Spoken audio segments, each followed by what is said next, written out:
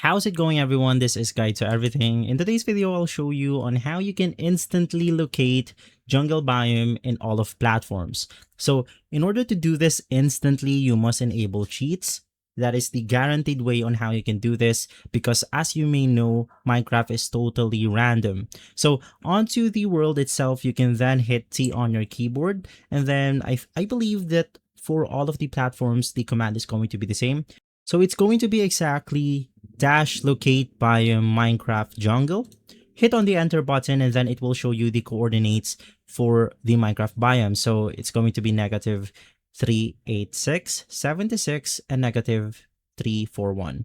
This will basically locate us or show us to the nearest jungle biome. So to instantly go there, you want to do the same thing, which is to hit T on your keyboard and then type the following, which is going to be TP at S and then type the following coordinates. So in our case, it's going to be negative 386 space 76 space negative 341. Hit on enter and then it will teleport us instantly onto the jungle biome, as you can see right here. And so if this video has been helpful, leave a like, subscribe, and follow Guide to Everything for more videos like this.